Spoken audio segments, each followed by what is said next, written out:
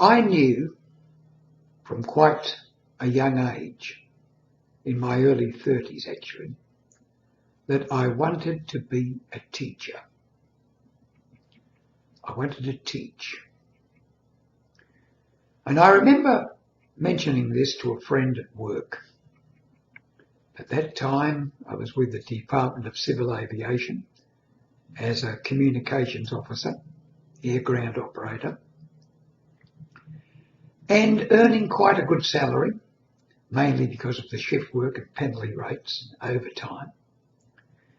And my friend said to me, "Tom, you won't like it." I said, "Why?" He said, "For one thing, you won't be able to teach what you want. You'll be limited to a strict curriculum and you won't be able to move outside of that. And also, the pay that they'll give you is about a third of what you're getting now, mate. At least while you're training." That was enough to put me off, because at that time I had a wife and 2 small children and another child on the way. So I laid it aside. And yet there's always been this desire in me to teach. I found that when I began clerical work later on, when I came back from the Antarctic in 1977 and took a job with the Australian Taxation Office, I found that I could learn any aspect of that job and teach it quite effectively and interestingly to other people. But it didn't give me what I wanted. And then when I got outside, when I took voluntary redundancy in 1995, I was then free of all that. And I could teach. And in my Toastmaster club, I taught things like storytelling workshops, and other types of workshops of that most important question: who am I?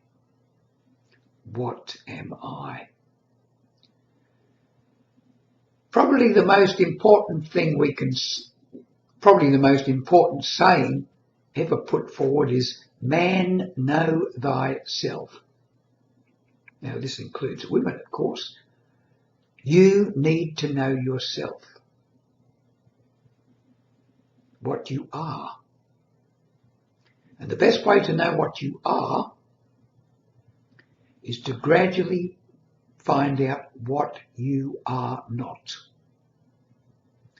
So many mistakes, so much angst, so much trauma, so much suffering is caused because people do not know what they really are. We equate, we identify with our roles in life, our role plays. We see ourselves as our personality, our character. Certainly our character depicts the way we see ourselves, our beliefs in ourselves.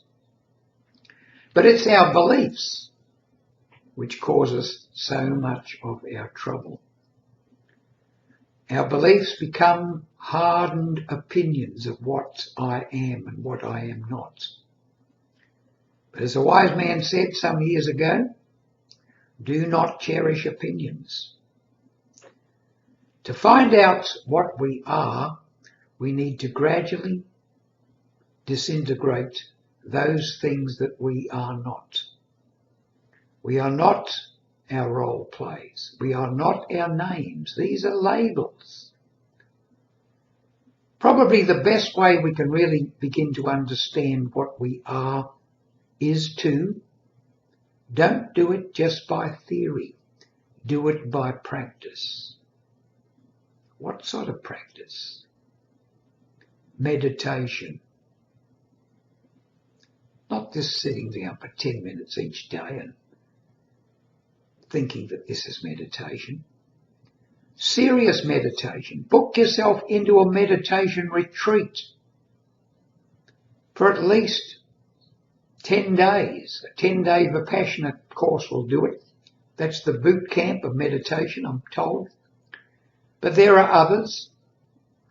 But you need to establish yourself in some situation where you can go into your real self in quiet,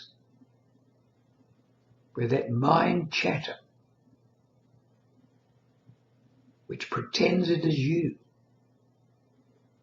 gradually gives way to silence. And you, the real you, is still there. Realizing that you are not your thinking. Once you begin to realize that you are not the thoughts, you are the controller of thoughts. Do you have control? Most people don't. Most people don't. If you can control your thoughts, even to a little bit, you are on your way to understanding what you are and gradually dropping away those things that you are not. As I said, I've always wanted to be a teacher, and I think the most important thing any teacher, any advanced teacher can teach anyone else is to bring to their attention what they really are. What they really are. And this, of course, means you.